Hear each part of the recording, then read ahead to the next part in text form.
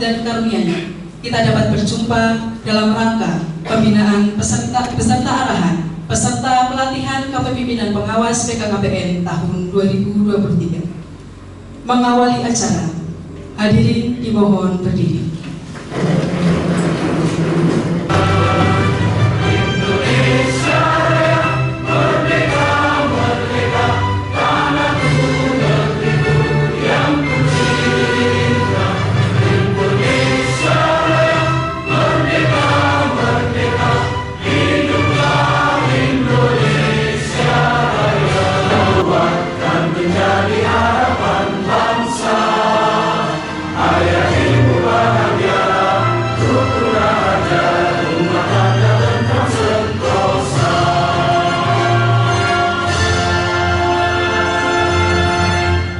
Wabarakatuh.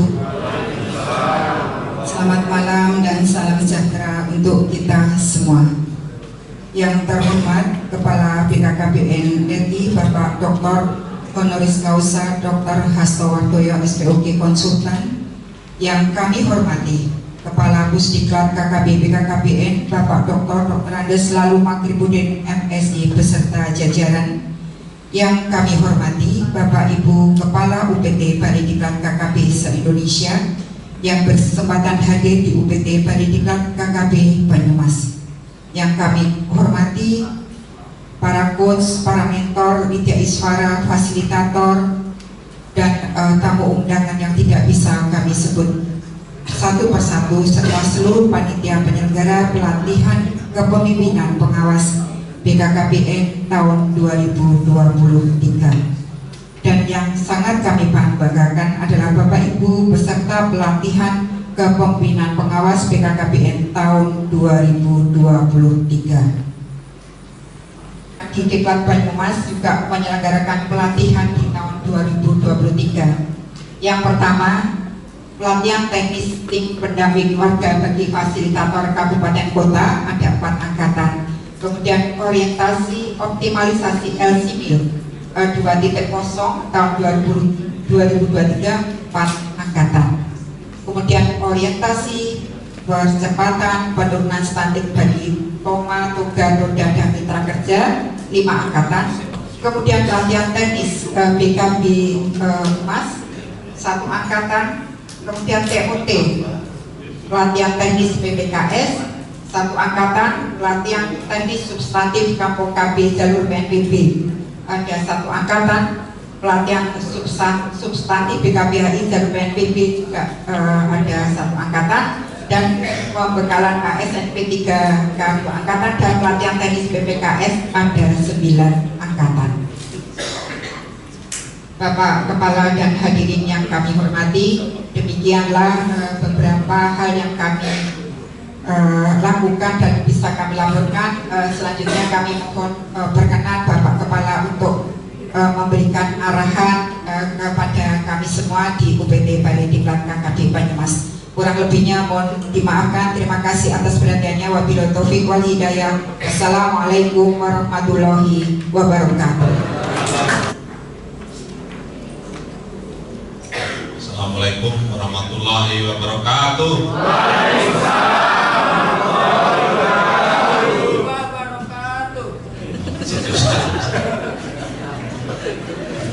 Kalau orang muda-muda itu semangatnya tinggi sekali, apalagi dalam pelatihan. Biasanya di pelatihan itu kalau ditanya apa kabar, jawabannya apa? Luar biasa. Apa kabar? Luar biasa. Luar biasa juga ya. Alhamdulillah kita bisa bersama-sama pada malam hari ini. Hadir juga Pak Lalu, terima kasih. Dari NTB udah jabat. Nah, beliau kemarin PLT di NTB lama, jadi banyak di NTB juga. Dan juga di sini ada Bu Kepala Perwakilan WK yang sibuk sekali, wilayahnya luar biasa ya, satu Jawa Tengah. Dan juga Pak Kepala Dinas sebagai tuan rumah juga hadir. Terima kasih Pak Ajis dan jajarannya, teman-teman penyuluh kami dari Jakarta dan Pak Awan, para direktur, dan Pak tadi, Pak Jaji, ada siapa? Pak Victor, ya. Jadi Pak Victor Palembang biasanya di belakang. Palembang itu katanya singkatannya paling sombong.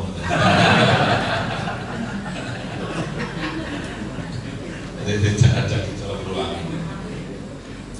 Dan juga Ibu Umi selaku Kepala UPT. Kita kasih tepuk tangan, tapi tepuk tangannya jangan dulu. Tepuk tangannya seperti tadi. Prok, luar biasa. Tepuk tangan untuk Bumi. Luar biasa. Itu baru keren. Semangat. Dan juga hadir kepala-kepala UPT dari tempat lain ini luar biasa. Pak Pupuh ini dari UPT dari Kalimantan Utara. Dari Semarang, dari Jawa Tengah, Jawa Barat, Jawa Timur. Terima kasih secara keseluruhan kepala-kepala UPT yang ada pada malam hari ini. Dan terlebih yang memaknai pelatihan ini, diklat ini atau pelatihan kepemimpinan pengawas, kepengawasan pengawas. Ini ada 40 orang yang juga kami ucapkan selamat sudah mengikuti pelatihan hampir selesai. Saya mungkin kurang lebih yang akan saya sampaikan 3 saja, itu pun juga mungkin banyak kurangnya. Saya akan berbagi penderitaan. Jadi karena Anda itu pemimpin, dan pemimpin itu harus mampu menghayati penderitaan. Jadi kalau saya bilang, kalau Anda miskin, hayatilah kemiskinan. Kalau Anda menderita, hayatilah penderitaan. Jadi kalau Anda menderita tidak menghayati, itu tidak matching. Anda itu menderita, iya aku menderita banget, kok ketawa terus? Oh iya, nggak cocok ini ya, cocok. Ya ketawa boleh, tapi ya tidak terus ketawa terus mau menderita. Anda katanya menderita, tapi Anda tuh nyanyi di depan panggung, kemudian Anda hura-hura, oh ya nggak matching. Anda merasa miskin, gajinya belum cukup untuk bayar SPP, untuk sewa rumah, untuk ini itu, tapi Anda kredit sepeda motor. Nah itu juga tak menghayati penderitaan. Makanya yang akan saya sharing di sini Anda sebagai calon pemimpin yang luar biasa. Sebetulnya penderitaan itu sangat memberikan makna pada kehidupan kita. Saya sejak kecil tuh pekerjaan saya paling lama itu membela kambing, ya. Mulai dari kelas 3 SD dan sampai kelas 3 SMA. Jadi jabatan terlama kalau menurut saya. Karena waktu dari dokter puskesmas saya hanya 5 tahun, ya. Waktu jadi residen ambil spesialis kebidanan itu 5 tahun. Saya pernah menjadi ketua program bayi tabung itu ya hampir 6 tahun. Kemudian ketua program pendidikan dokter spesialis ya sekitar 5 tahun. Ya. Bupati 7 tahun. Ya. Kepala BKKBN baru 4 tahun setengah. Tapi membala kambing saya itu kelas 3 SD sampai kelas 3 SMA. Itu kan berarti jabatan paling lama itu saya membala kambing. Dan pengalaman saya paling banyak adalah tentang mengembala kambing. Jadi bagaimana kambing itu cara beranaknya, cara kawinnya, hafal saya. Tapi ini bahwa saya share penderitaan itu dalam tanda petik keprihatinan. Karena ketika musim hujan, kambing saya itu waktu SMP, kambing saya 18. Dan tanggungannya dari saya sendiri, gitu. Tidak di kakak saya anak paling kecil, tidak di kakak-kakak saya, tidak di bapak saya, tidak di orang lain, di saya. Jadi kalau pulang sekolah harus ngurus kambing ini. Kalau enggak, wah kacau ini. Ya. Biar aja apa. Dan ternyata ngurus kambing itu seninya banyak. Kambing itu bisa diajak bicara. Dan kambing itu seenaknya sendiri tapi tahu diri juga. Jadi kadang-kadang kalau ngurus masyarakat itu sama ngurus kambing itu kurang lebih sama. Jadi jauh ini kalau Pak Haji kalau orang Jawa Tengah, orang Jogja, nek iso wedhus ada juga ya. Oh, telo gitu ya. Jadi sampai kita paham betul oh ini kalau kambing itu misalkan bilang baik, oh ini kecepet kandang gitu ya. Kalau B, oh ini ada orang lewat. Sampai hafal saya bahasa itu. Karena menghayati. Tapi penuh penderitaan karena fisiknya betul-betul tercurahkan habis-habisan. Ya. Nah, tapi yang mau saya sampaikan bahwa penderitaan itu kalau dihayati memang banyak pelajaran yang kita dapat. Ya. Nah, ini prihatin, sedih, sulit hidupnya, tapi punya bayangan masa depan. Ya. Saya nggak punya cita-cita jadi dokter waktu itu, karena kakak saya tidak ada yang kuliah. Ya, yang kuliah itu hanya saya. Kakak saya paling SMA atau SPG atau PGA selesai itu, karena bapak saya golongan 2A pensiun, terus mau pensiun itu dinaikkan 1 tingkat jadi 2B mandor hutan. Gitu. Sehingga Anda bisa bayangkan betapa sulitnya hidup dengan keprihatinan itu. Selain akhirnya saya KKN. Ya, waktu kuliah di kedokteran itu KKN ditaruh di paling desa paling pencit di Pati. Orang menyangka, wah ini mahasiswa kedokteran ini gaya-gaya ini keren-keren gitu. Mesti kalau ditaruh di desa yang paling harus susah. Dalam hati saya, ini lebih enak daripada waktu saya bala kambing terus. Jadi orang itu sering menghormati saya, Pak, mas ini kasihan ini, KKN mahasiswa kedokteran ini disangka keren-keren kedokteran itu lagi itu. Dalam hati saya bergolmu, saya begitu. Saya itu tukang ngarit, tukang naman gitu. Saya itu tukang mencari rumput gitu. Ya, makanya hidup saya jadi tidak berat ketika hidup di katakanlah KKN di tempat yang di desa, dan UGM KKN-nya 3,5 bulan waktu itu. Jadi waktu saya kuliah, saya hanya bisa hidup sampai 3 semester. Setelah 3 semester itu habis sudah bekal saya. Termasuk kambing saya yang banyak itu sudah saya jual semua, termasuk kambing tetangga saya. Karena kita nggak cukup pakai kambing saya. Jadi di kedokteran itu memang waktu itu buku harus beli, mayat juga harus beli untuk praktek itu. Dulu untuk begitu pas saya harus beli mayat lagi, itu ada penembakan misterius namanya Petrus. Ya, tahun 83 itu ada Petrus, penembakan misterius. Wah, senang saya. Ya, bagi saya kalau yang ditembak ya nggak senang ya. Kenapa saya senang? Wah, melimpah mayat. Ya. Jadi saya nggak perlu beli lagi. Dapat mayat yang gagah-gagah seperti Pak Upoh ini. Gagah-gagah, bisa untuk praktek. Ya. Nah, saya hanya bisa kos sampai 1 semester 3, habis itu saya tidak mampu lagi. Kemudian saya hanya ikut saudara saya yang jualan toko besi, ya, jualan semen, jualan besi, jualan paku. Saya ikut tidur sama supir-supirnya, sama tukang-tukangnya gratis. Sehingga saya tidur sama supir, sama tukang, tapi dengan catatan siang hari kalau slow, longgar, saya ikut antar besi, antar semen gitu. Nah, itu dari semester 3 sampai selesai kedokteran. Alhamdulillah saya lulus 6,5 tahun, ya pas-pasan lah itu. Yaitu ya nilainya paling 7,5, ditulungan setengah maksor. IP pas-pasan, jangan bicara tentang IP gitu. IP sekarang tuh bagus-bagus, kalau IP dulu aduh udah itu sopan sekali. Kalau tadi lulus memuaskan, lulus umlaut, lulus memuaskan, tapi ada juga yang lulus karena memuakkan. Ini kalau nggak lulus kan membosankan gitu. Lulus karena apa? Oh, karena memuakkan, jatuhnya memuaskan gitu. Selain ya, ini saya kalau Anda lihat wajah penderitaan saya itu kan yang saya kasih tanda merah itu saya ya. Kan kelihatan wajahnya itu wajah ya, tukang angon, tukang ngarit.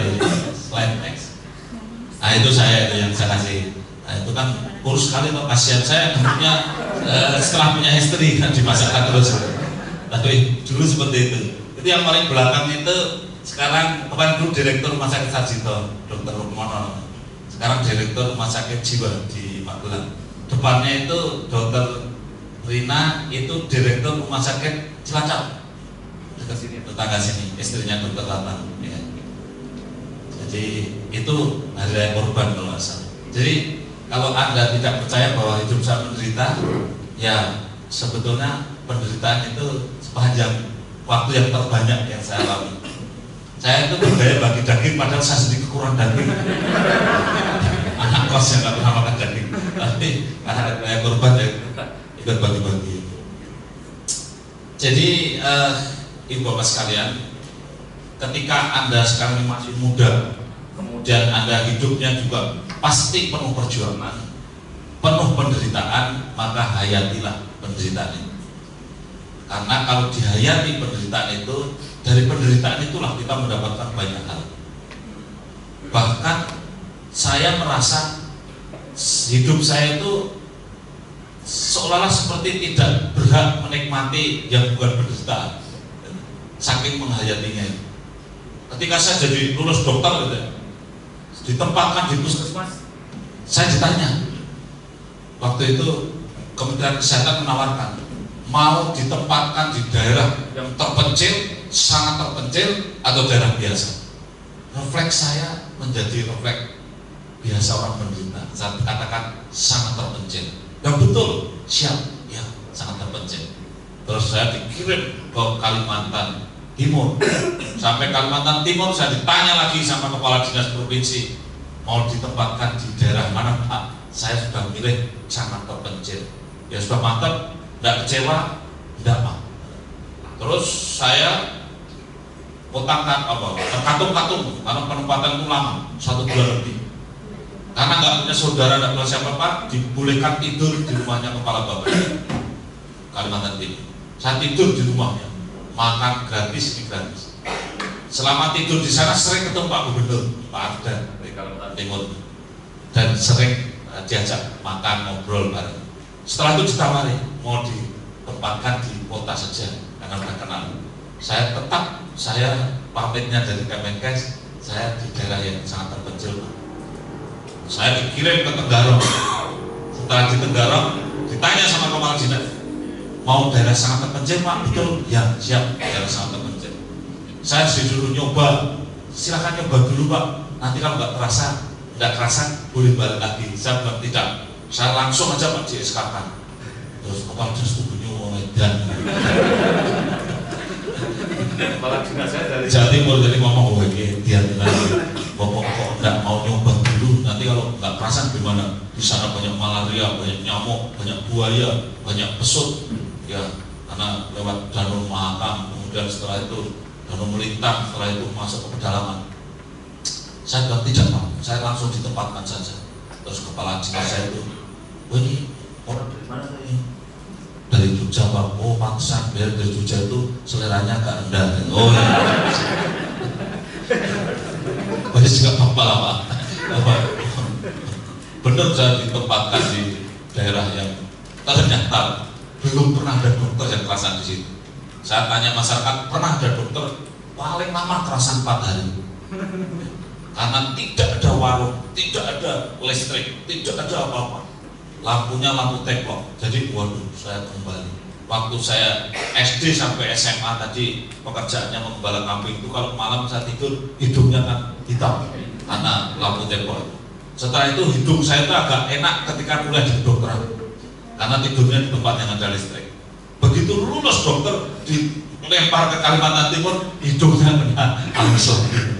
Bagi saya tidak ada masalah karena sudah terbiasa.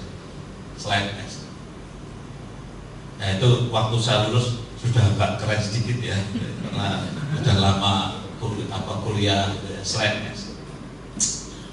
tidak ada daratan ternyata daerah yang ditempatkan usaha, semua terapung semua. Waduh, padahal jujur saya tidak bisa renang. Waduh, tapi saya ditanya Pak Kepala Dinas, Mas Hasto bisa renang? Ya, insya Allah nanti belajar Pak, insya Allah dikit-dikit bisa. Kalau ada jerigen atau apa saya siap. Jadi kalau naik perahu ini saya di belakangnya selalu ada jerigen ya, untuk wadah minyak itu yang besar, yang 10 liter atau apa. Kalau tenggelam saya pegangan jerigen gitu. Kalau kan bisa untuk mengampung-ampung lah paling tidak. Tapi beneran suatu saat ya tenggelam beneran karena kena kayu kulit bocor kapalnya, perahunya itu bocor. Akhirnya perahu dibalik sama tukang perahunya Tinting. Padahal sampai saya nggak bisa, nak, tenang aja Pak, nanti Bapak duduk aja di baliknya perahu. Langsung tenang aja. Kan saya juga takut juga. Selama perahu dibalik saya di mana? Pikiran saya. Kan di tengah danau, perahunya mau dibalik. Ini perahunya mau dibalik, ini gimana? Iya Pak, Bapak tenang aja, Bapak pegangan saya. Saya suruh pegangan dia, terus dia sambil balik perahu itu. Waduh, ini luar biasa. Tapi ya seperti ini kehidupannya selalu dia. Saya ini saya yang rambutnya terkontrol, karena nggak ada tukang potong rambut. Kalau saya nyuntik pasien saya itu dari perahu saya, ya. Terus pantatnya pasien saya disorongkan ke saya. Saya suntik dari perahu saya. Iya. Nah, karena orang-orang Dayak di pedalaman itu nggak mau diperiksa, maunya Pak saya disuntik saja. Waduh, gimana ya? Kan nggak sesuai teori, kan harus diagnosis. Itu dokter panggilannya Amel, dokter Amel tahu diagnosis baru terapi. Nah itu enggak, Pak saya disuntik saja. Jadi yang disorongkan bukan lengannya untuk diperiksa tensi, pantatnya yang disorongkan. Masya Allah, ya sudah lah, gimana lagi ya. Jadi pantatnya disorongkan, kita mana Pak, Bu sakitnya apa? Demam enggak, batuk enggak?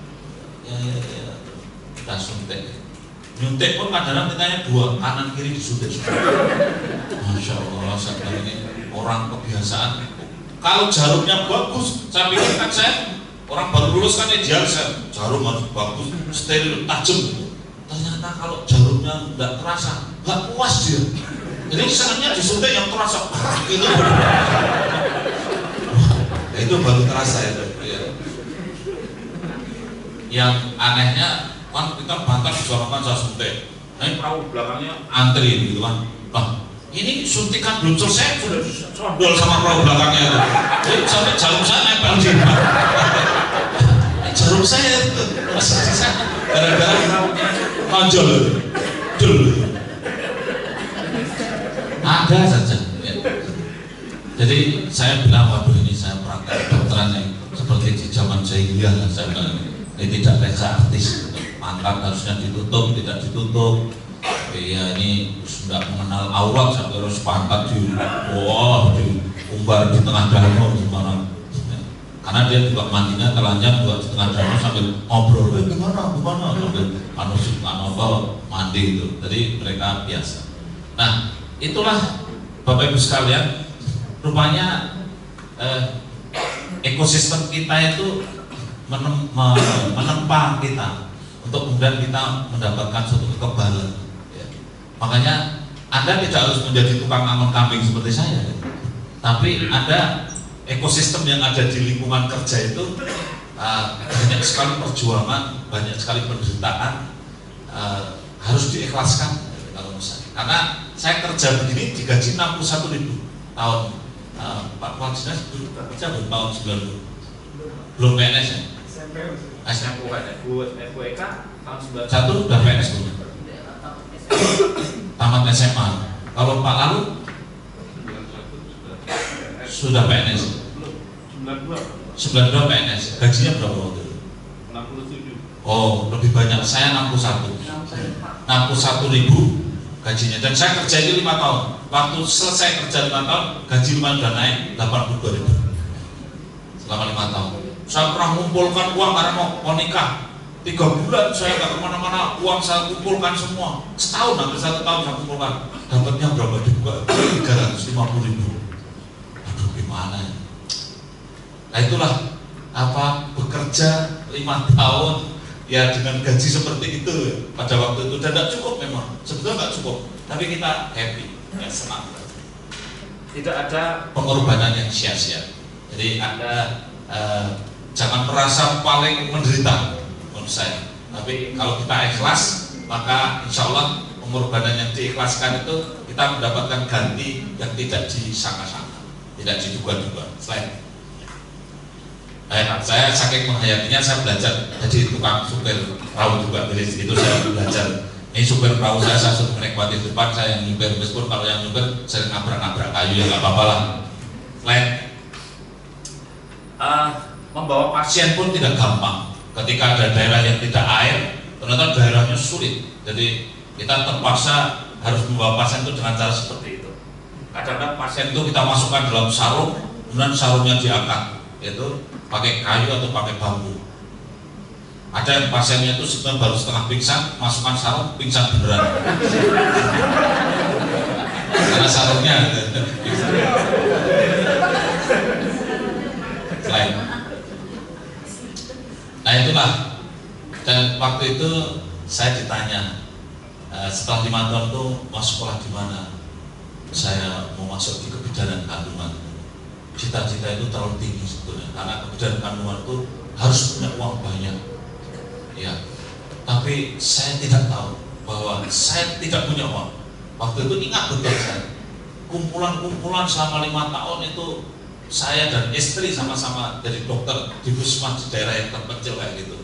Kumpulan 2 orang itu 20 juta rupiah tahun 95. Waktu saya tes di kebidanan, istri tes di pediatri anak, ditanya punya uang berapa? Saja 20 juta rupiah tunai. Profesor jawab, apa ya mau sekolah 2 orang punya 20 juta. Teman saya yang ikut tes tuh rata-rata paling rendah jawabnya 150 juta. Jadi wah memang berat ya saya. Tapi saya hanya berbekal tekad, ya kalah bodoh menang coro, kalah harta menang cara. Kita tidak punya harta tapi harus banyak cara, itu supaya kita jadi terima. Dan alhamdulillah saya diterima dan menderita juga selama kuliah 5 tahun ini kuliah. Jadi saya kuliah di kedokteran itu 6,5 tahun, di puskesmas 5 tahun, 11,5 tahun, ditambah di kebidanan ini 5 tahun, sudah 16,5 tahun. Ya. Setelah lulus, ditawari suruh jadi dosen. Orang bilang, Pak Astor mau jadi dosen. Kenapa memangnya? Dosen kan ngomongnya 1 dus, gajinya 1 sen. Padahal kamu kan nggak punya apa-apa. Karena saya waktu ingat saya lulus dokter terus sekolah, suami istri dokter, itu saya cuma punya 2 motor, sepeda motor. Tapi yang satu saya jual, saya nyekolahkan anak saya yang pertama, yang satu dicuri sama pencuri. Gamat pencuri itu memang. Milih kok ya saya. Jika waktu lulus kebidanan itu baru miskin-miskinnya. Terus ditawari jadi dosen, orang pada heran, kok mau? Nah, tapi saya ya udahlah, saya udah biasa menderita, kalau saya udah lulus saja udah senang.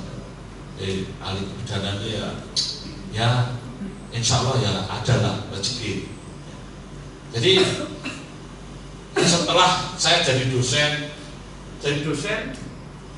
orang bilang, mau ngambil konsultan apa? Yang orang tidak mau ngambil itu bayi tabung, karena belajarnya berat, bacaannya berat, ujiannya harus ke beberapa center. Ya sudahlah, saya yang mengambil. Jadi saya di Jogja itu pertama kali ambil bayi tabung dengan ujian resmi. Itu saya, karena orang pada nggak mau.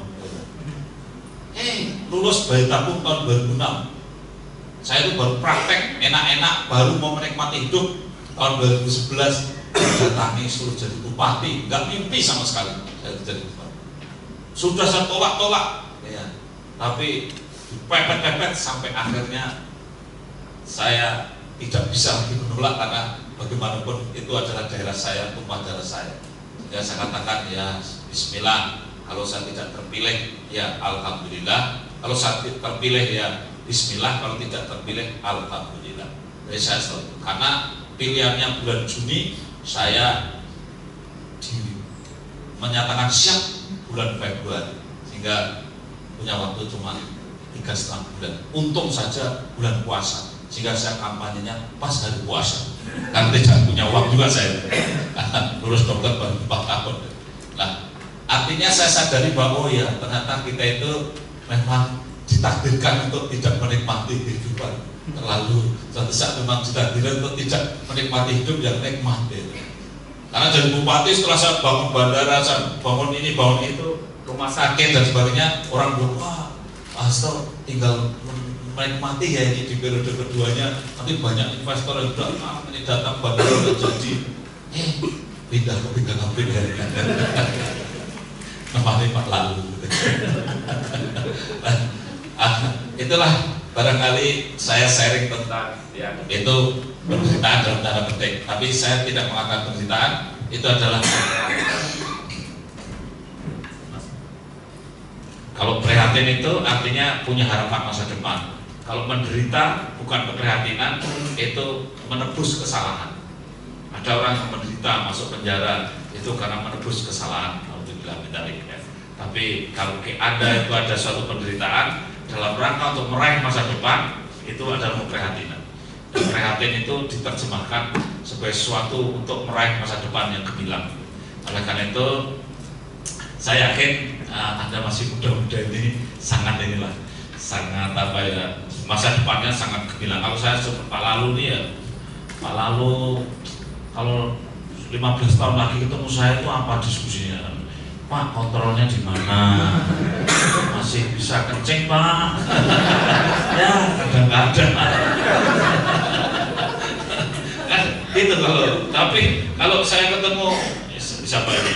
Nama yang berdoa ini banyak perempuannya ya. Widya Asih ini perempuan juga ya? Mana Mbak Widya Asih? Oh itu perempuan juga. Umurnya berapa? Kalau perempuan ditanya umur itu tabu ya? Oh 46, masih muda, 46 itu. Kalau saya 15 tahun lagi ketemu Anda, saya doakan Anda lah yang jadi kepala perwakilan BKBN.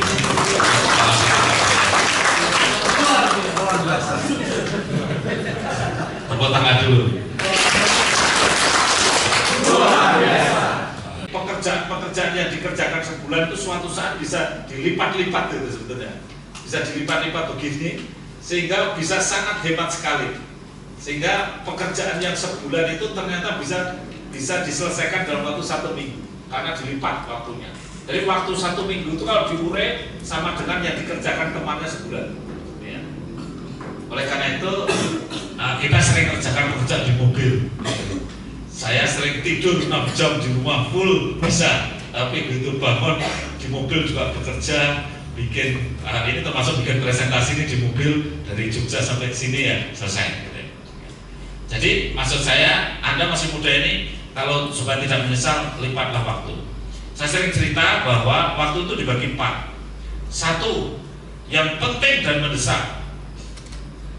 Kalau Anda banyak menggunakan waktu untuk penting dan mendesak, kira-kira bagus nggak?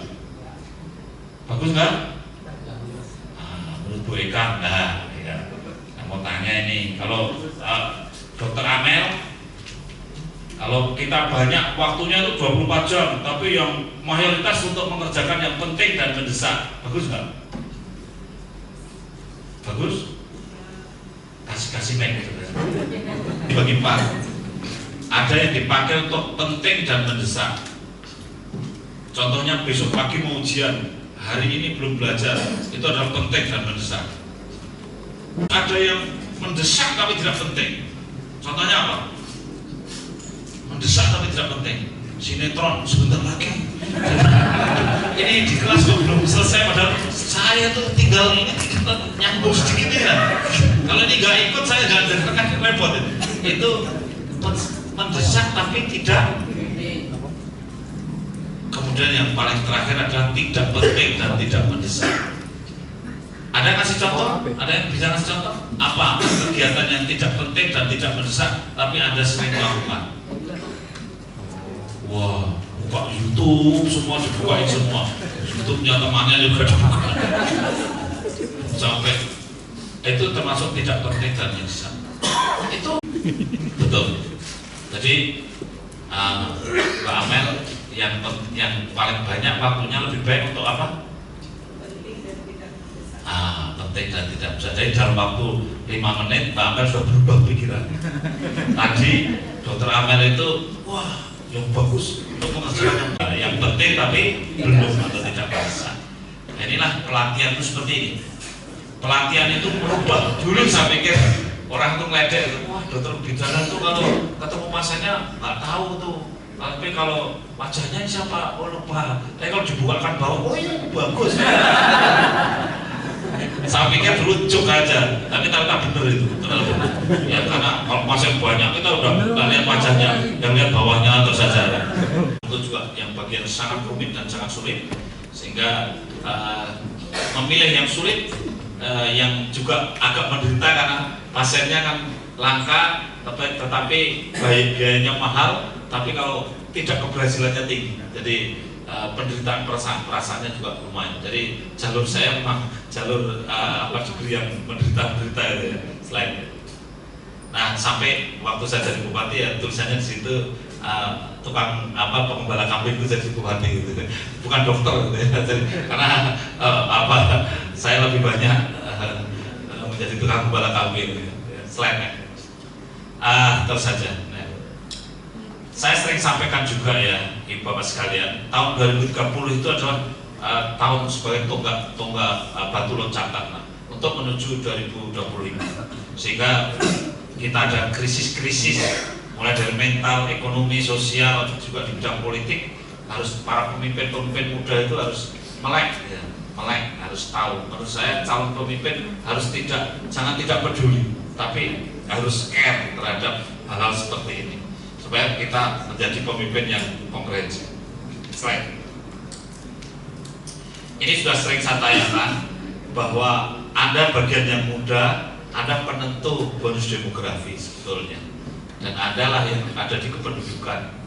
Tadi Pak Profesor Kamdi, pidato profesor tadi pagi saya hadir di UGM, beliau mengatakan bahwa untuk pertumbuhan penduduk seimbang itu mestinya sudah dirubah. Indikatornya tidak lagi seperti sekarang, tetapi mestinya sudah menjaga penduduk yang seimbang itu artinya dengan alam sekitarnya. Jadi optimum dengan sumber daya yang ada. Jadi itu konsep-konsep yang harus dikembangkan ke depan. Ada sebagai pemimpin di bidang kependudukan ke depan, pemikirannya ke sana, tapi sekaligus Anda sebagai penentu masa depan, karena Anda sebagai bagian dari yang muda. Selain kritik yang sering disampaikan, jangan sampai secara individu maupun masyarakat growing old before growing rich, menua tapi belum kaya. Ya. Anda semua secara individu juga begitu. Kalau Anda ingin cita-citanya hidup sederhana, jangan sampai Anda umur 50 tahun tapi belum sejahtera.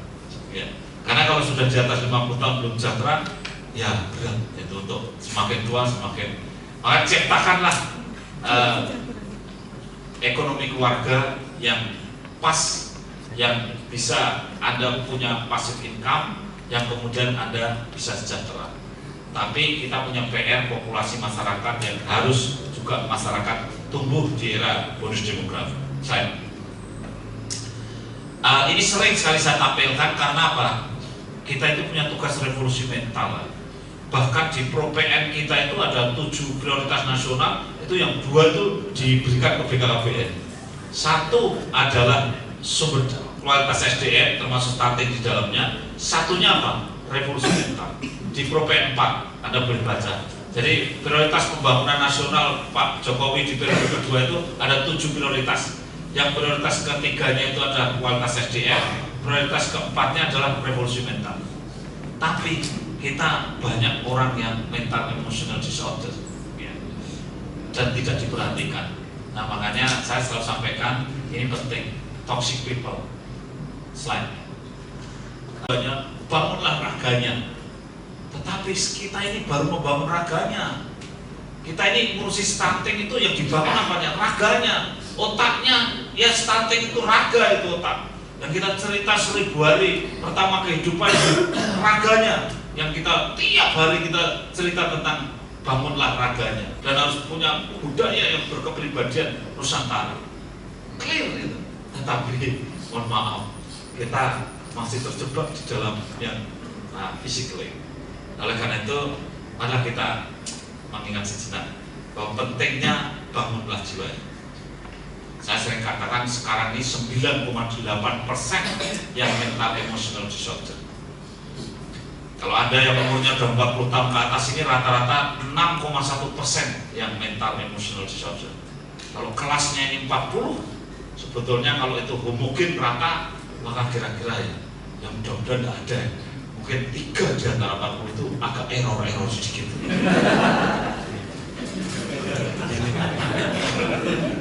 Harap maklum, Bumi ya.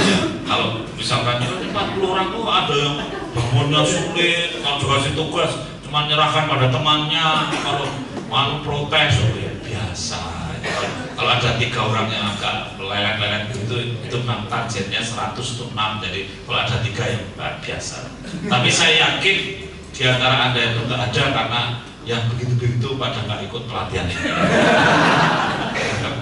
Ini nggak ada. Jadi saya udah kebal kalau punya anak buah 100 itu ya 6 lah yang error. Nah saya kan cerita ya, kalau yang 6 itu ya kalau diajak rapat yang ngaco. Pak Kepala Dinas apa harus jadi lurah dulu tahu warganya siap 100 yang susah untuk bayar pajak ya 6 orang. Kalau ditagih-tagih juga marah-marah. Sering kalau gitu minta izin ya minta izin seminggu ya kasih aja 2 minggu. Ya, kalau nggak ada dia malah aman ya. Kalau mau rapat-rapat mumpung dia nggak ada, ayo kita rapat. Karena kalau ada dia kacau. Selain nah, Bapak sekalian, pelatihan itu penting sekali seperti yang kita kerjakan hari ini. Slide next. Nah, stop slide sebelumnya. Ya, karena apa? Anda itu sekolah di perguruan tinggi itu tidak pernah mendapatkan soft skill kepemimpinan. Dapatnya itu hard skill. IP-nya berapa sudah ini kemudian diukur dari multiple choice dan memahami tentang ini tentang itu. Apalagi itu apa teman-teman ini ada teman-teman dokter ini Dokter Rosalia wah Dokter Rosalia dari mana Mbak Rosalia? Sulawesi Tengah, Palu ya? Dulu Nusa dari Unsrat Manado. Panggilannya? Ocan, ya 3,6 ya.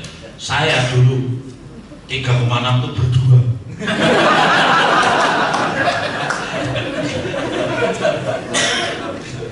Mbak Ocan saya tanya, Anda itu di kedokteran diajari soft skill sama hard skill. Contoh soft skillnya itu diajari senyum kepada pasien. Apakah Anda diajari senyum pada pasien sama dosen-dosennya? Tidak. Tidak. Ya. Anda diajari nggak cara menenangkan pasien yang nangis itu caranya gimana? Diajari nggak? Tidak. Otodidak. Dia apa? Otodidak sendiri. Otodidak. Ya, itu jujur. Ya. Sehingga dokter itu punya diajari. Ada yang paling berkesan keterampilan Anda diajari sama dosennya apa? Menjahit, menyuntik, apa yang berkesan atau yang lainnya? Hacking Pak. Oh, hacking itu artinya menjahit. Jadi Anda diajari jahit ya. Luar biasa. Tepuk tangan dulu. Terima kasih. Tadi ya. Slide next. Terus saja. Saya hanya titip saja bahwa karena tadi rangkaian dari people tadi juga perceraian tinggi, selalu saya ulang-ulang slide ya. Hingga saat itu Anda juga membina keluarga sendiri dan juga keluarga lain karena menjadi pegawai BKKBN itu indikatornya adalah kualitas keluarga. Jadi toxic people, soft skillnya nggak bagus dan seterusnya membuat orang itu membosankan sehingga kalau berkeluarga agak ribet juga. Slide. Terus itu yang tadi terus next. Nah slide sebelumnya.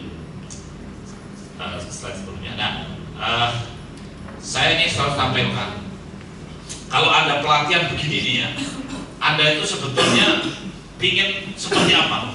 Pingin seperti kata kecebong jadi kata atau pingin ikan kecil jadi ikan besar?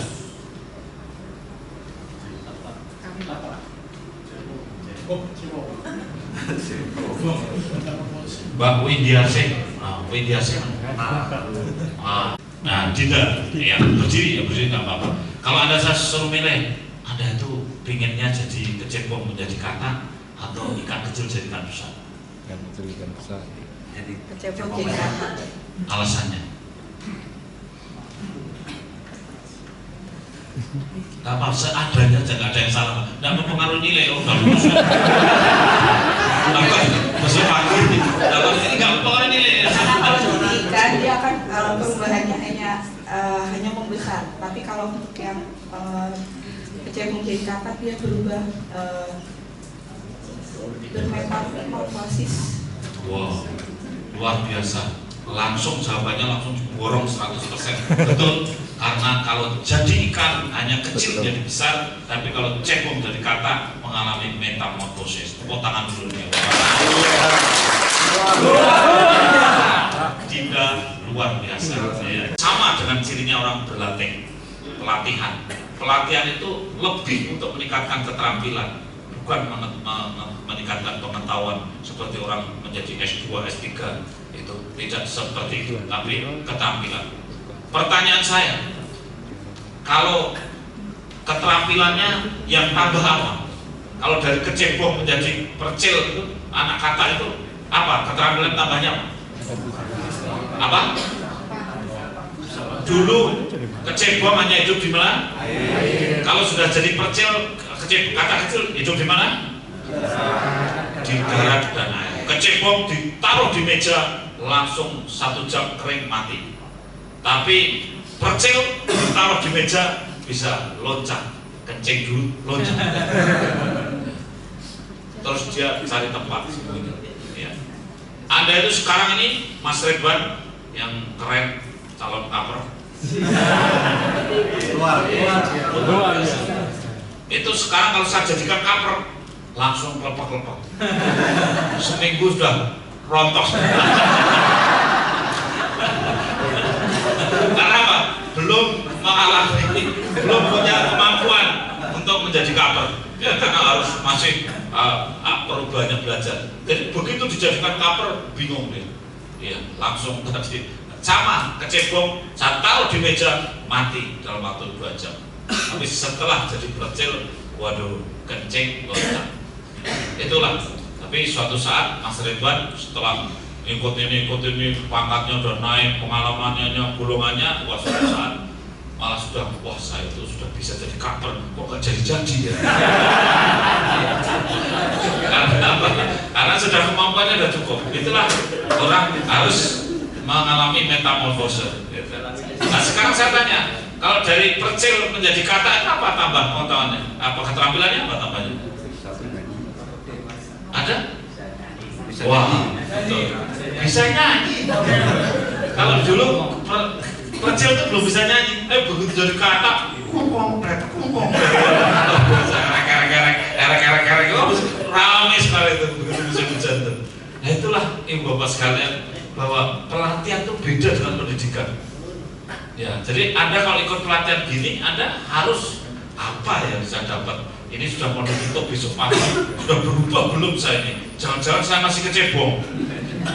Saya sudah mau ditutup sampai lalu besok pagi. Pertanyaan saya, keterampilan apa yang Anda dapat?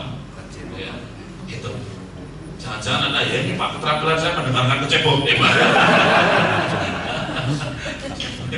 Lihat. Jadi camkan betul baik-baik bahwa Anda harus mengkais-kais apa yang Anda dapat selama pelatihan yang bisa merubah Anda.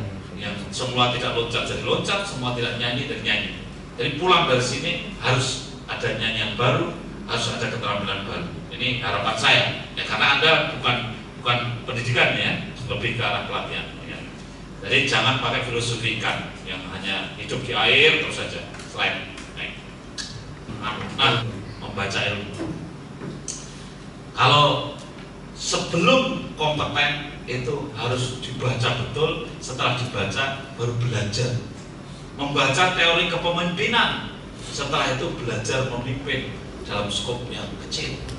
Nah kemudian akhirnya tahu teorinya dan tahu prakteknya, sehingga ada akuisisi, ada kompeten. Kompeten tidak cukup, harus profisien. Jadi jangan sering Anda selalu banyak aku, yang penting kompeten, udah bisa, harus profisien. Kompeten itu misalnya Ibu Eka baru aja jadi kaper itu, belajar jadi kaper itu. Nah sekarang mungkin kompeten gitu ya, karena sudah bisa menyelesaikan. Kalau saya suruh naik sepeda motor, misalnya itu, sudah sangat profisien.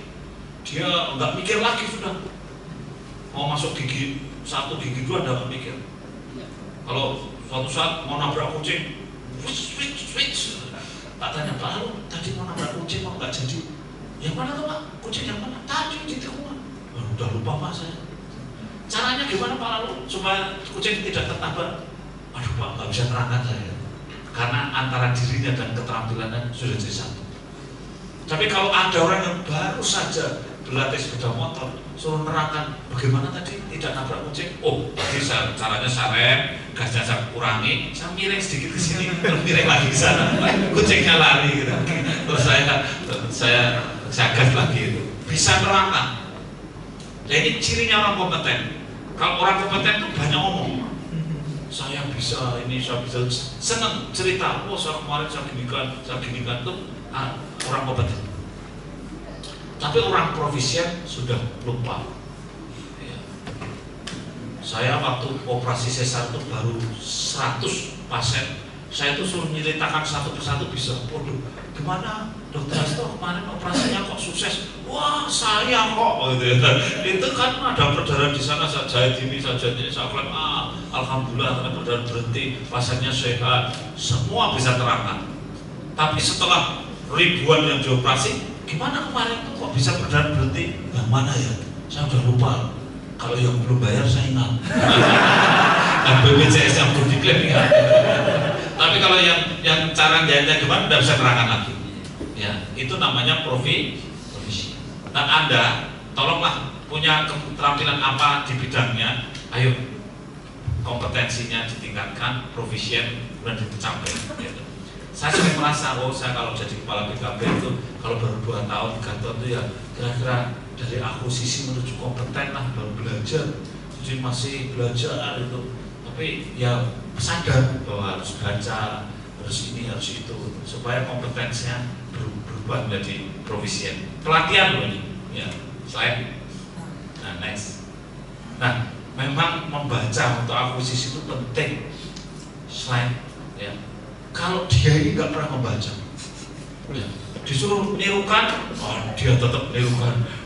Suruh ini slide next, suruh main gitar, tapi tidak pernah baca not balok, tidak pernah baca ini baca itu, pokoknya nirukan saja. Itu namanya magisi magidu, monyet melihat, monyet menirukan. Jadi manusia itu diharamkan untuk melakukan ini, ya, karena kita bukan dia. Jadi kalau ada calon dokter itu, tolong dokter Rosa belajar dulu ya cara jahit yang benar seperti apa. Dokter Rosa jawabnya, aku nggak mau baca yang banyak-banyak lah. Aku lihat kamu aja jahitnya gimana, nanti saya ikuti. Nah itu temannya ini. Kalau yang model-model begitu temannya ini. Aku nggak suruh baca, sudah kamu aja yang baca, nanti saya ikuti kamu aja gimana cara ngisi siga, cara ngisi LCD itu. Saya nggak mau baca teorinya lah. Oh, ini berarti temannya ini gitu. Nanti tidak mau membaca tapi hanya makanya magisi magidu itu tidak boleh dalam pelatihan. Ya, yang dilarang dalam pelatihan itu melakukan ini, magisi magidu. Ya, jangan. Selain. Dan Bapak Ibu sekalian, sebetulnya semua profesi termasuk Anda semuanya itu mestinya menjadi 5 star. Ya, bintang 5. Kalau dokter yang hebat, dokter bintang 5. Suster yang hebat, suster bintang 5, atau katakan ahli gizi yang hebat, ahli gizi bintang 5, 5 star profesional. Nah Anda harapan saya karena masih muda, ayolah bercita-cita menjadi jenderal dalam profesi Anda. Ini harapan saya sebagai orang tua, ya saya Pak Lalu ini tua-tua semua, sebentar lagi udah berlalu ya selain tapi dan sebetulnya komunikasi itu penting orang-orang BKBN. Makanya Aristoteles itu mengajarkan 3 pilar kuat ini, bagaimana etos, logos, dan pathos ini harus dipegang teguh. Kita kalau komunikasi itu harus dengan etika yang baik, dengan pathos itu empati, membayangkan kalau saya jadi dia. Gitu. Saya harus punya empati. Ini jam 9.04. Ya. Ini orang sudah mulai ngantuk, jadi Bapak jangan banyak ngomongnya, jangan panjang-panjang. Kalau panjang-panjang berarti saya tidak punya pathos. Ya, saya karena sudah ngamalkan ini saya juga ingat jam itu kan. Nah, itu kemudian logos dengan logika. Kalau orang dewasa pasti yang menarik itu ada korelasi. Anda datang di sini diajari tentang kepemimpinan, kemudian ada korelasinya. Kemarin diajak praktek kemana Pak? Lalu Pak Bu Umi lihat apa? melihat mall pelayanan publik bagaimana melayaninya, itu Anda berkorelasi dengan pekerjaan Anda. Orang dewasa kalau tidak ada korelasinya jangan berharap tertarik. Anda kalau sekarang diajak praktek membuat pupuk, kemudian nggak tertarik. Nah, makanya kita dengan segenap logika. Slide. Terus saja. Ini Profesor Gary Ulin itu penerusnya Aristoteles yang sampai sekarang getol sekali mengamati sukses persuasi dengan gaya dia, dan menurut saya orang-orang BKKBN itu harus punya kemampuan ini, 3 kaki yang kuat ya, untuk supaya kita mampu merubah mindset. Anak BKKBN tugasnya merubah mindset. Banyak anak banyak rezeki, rubah mindsetnya sama BKKBN dengan 10 langkah penyuluh KB misalnya itu Pak Lalu dan kawan WK ini, kemudian menjadi 2 anak lebih baik atau 2 anak lebih sehat atau 2 anak cukup, itu successful persuasif, luar biasa. Slide.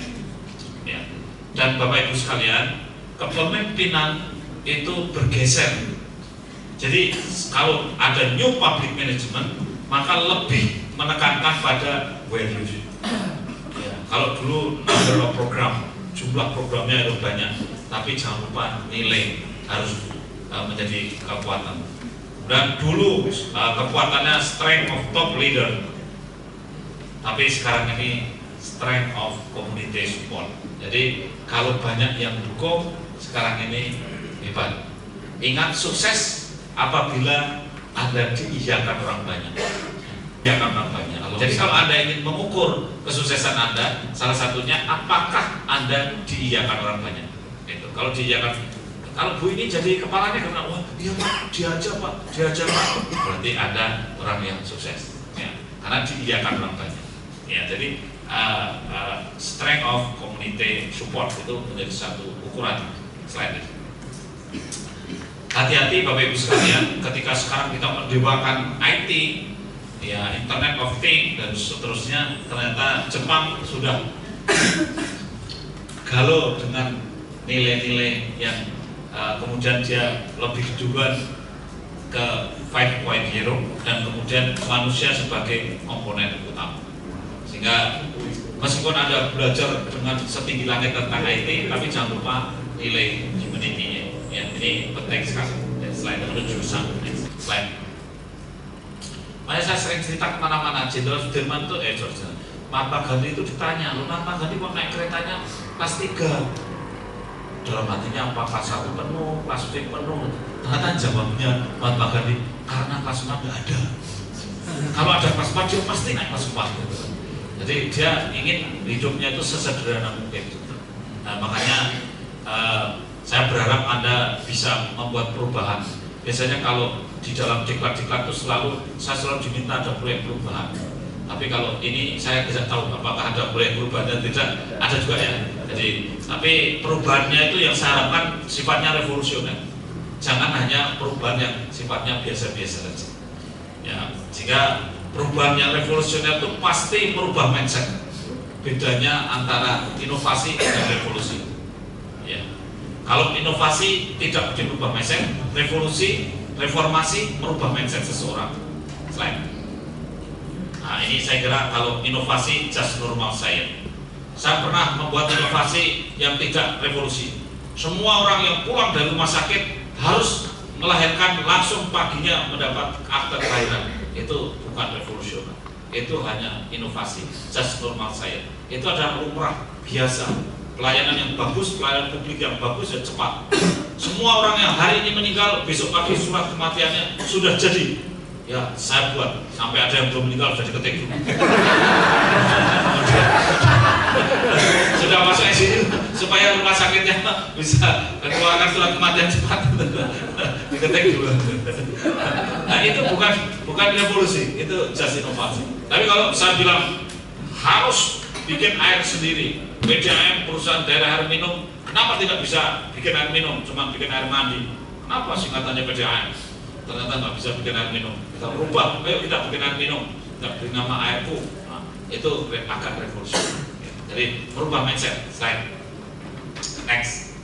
Nah, kalau merubah mindset itu sebetulnya dalam dunia kedokteran, ini Bu Rosa, Bu Amel tahu, genotipnya yang disentuh. Itu sama dengan merubah mindset, DNA-nya. Slide, next. Nah, kalau DNA-nya disentuh, mindset-nya disentuh, insya Allah kinerjanya bagus, fenotipnya juga lumayan. Next, ya, lumayan. Ya. Kalau genotipnya tidak bagus, slide, pasti dia fenotipnya juga tidak bagus, kinerjanya juga tidak bagus. Wah, wajahnya juga kacau. Kalau kita ingin merubah wajah kinerja dengan ditempel sana tempel sini, oh, habis berapa operasi plastik? Lebih baik sentuh DNA-nya, perubahannya cepat. Nah, makanya ubahlah mindset-nya, ya. Jangan dirubah physically-nya. Jadi ini prinsip inovasi menjadi revolusi atau reformasi. Slide. Maka Bung Karno mengatakan revolusi itu tidak ada hentinya, jadi harus selalu ada, belum selesai, terus menerus. Slide. Dan yang terakhir, next. Sebelumnya ya, marilah kita punya tim yang kuat di masing-masing lingkungan kita, di mana saja. Karena tim yang kuat ini together everyone achieve more. Kalau kita punya visi bersama, punya ini bersama luar biasa, kita bisa mencapai lebih yang dari yang kita harapkan. Tapi kalau cerai-berai, waduh, di rumah pun begitu, suami istri harus wah betul-betul satu, betul ya. Saya sering banyak belajar dari masyarakat bagaimana cara kita punya visi bersama. Slide next. Punya cita-cita yang tinggi itu penting. Ada yang imajiner yang sulit dijangkau, tapi Anda lebih baik punya cita-cita keluar dari zona yang nyaman. Slide. Kalau punya cita-cita yang tinggi, Pak Ridwan cita-citanya ingin jadi kepala BKKBN. Itu antara kondisi sekarang baru Deklatip 4 dengan kondisi kepala BKKBN itu jauh sekali. Sehingga rentangan antara tangan yang di bawah dan di atas itu jauh sekali.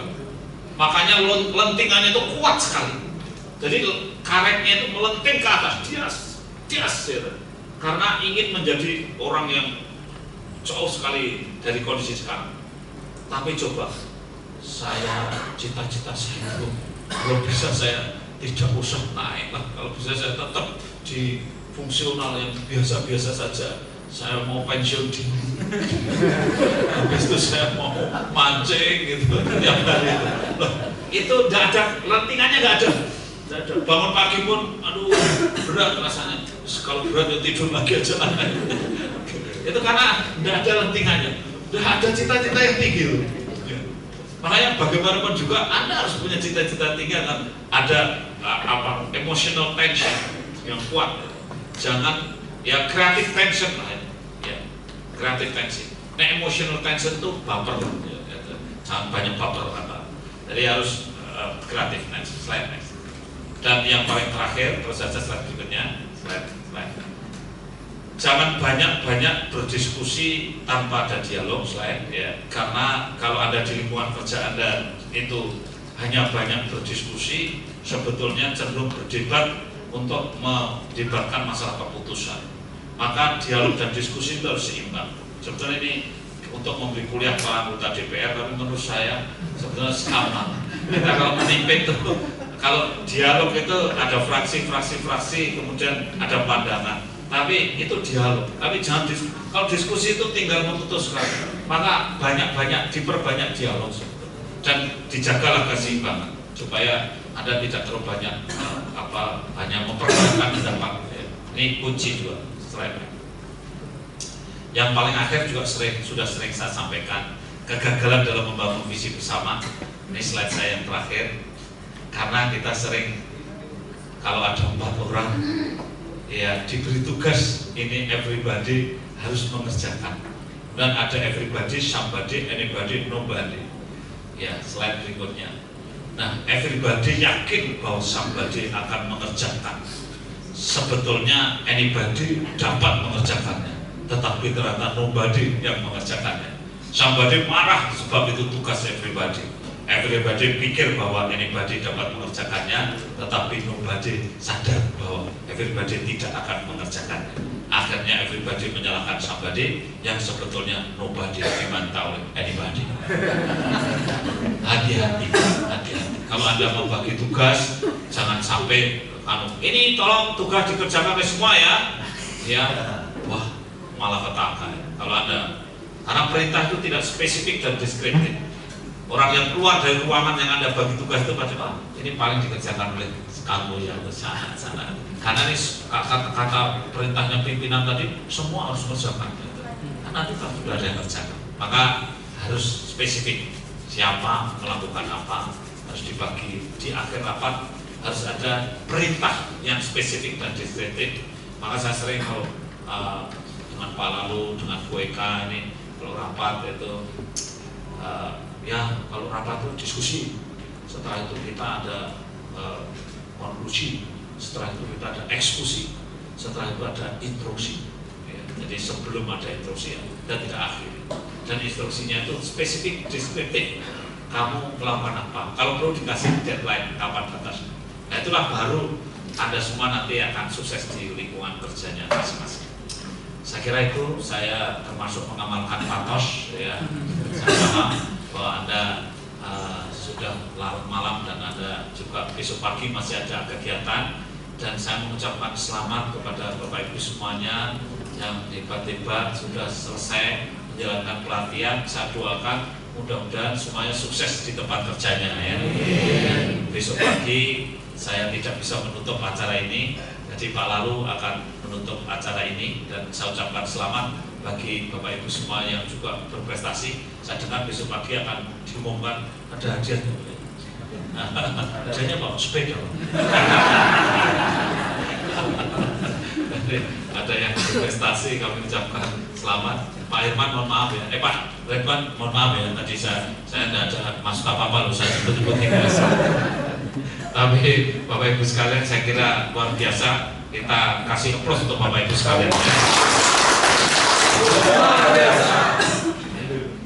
Akan saya tutup dengan satu pesan singkat dari Anda. Saya ingin mendengarkan pesan singkat Anda, salah satu saja. Ini ketua kelas saja. Kenapa? Wow. Kata-kata hari ini. Iya. Ya, terima kasih Pak. Kesan-kesan selama hidup pelatihan ini, alhamdulillah kami merasakan kemewahan Pak. Oh, terlalu mewah. Iya Pak. Karena mepet tengah sawah Pak. Jadi untuk pelatihan pengawas ini memang sangat bermakna bagi kami, di mana kami diajarkan bagaimana untuk menjadi pemimpin yang melayani Pak. Sudah Pak. Kita kasih tepuk tangan. Ya. Luar biasa. Menempatkan diri di tempat yang paling rendah dan harus siap dalam bentuk menderita dan susah payah hanya satu, karena melayani orang lain. Ya. Tapi di dalamnya ada keikhlasan. Kita banyak pengorbanan itu insya Allah tidak akan hilang. Ya. Terima kasih Pak, luar biasa karena Anda akan menjadi pelayan yang baik. Ya. Ya, terima kasih. Kita akhiri, menceburlah mencebur. Belum. Menceburlah mencebur. Mencebur di tepi pantai. Josnya ini dong, jos. Menceburlah mencebur, mencebur di tepi pantai. Syukurlah bersyukur sudah selesai.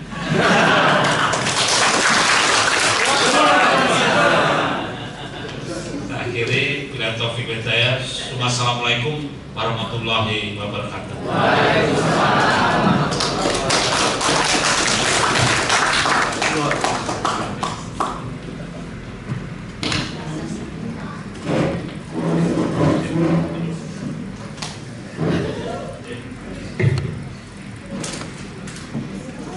Hadirin dimohon berdiri.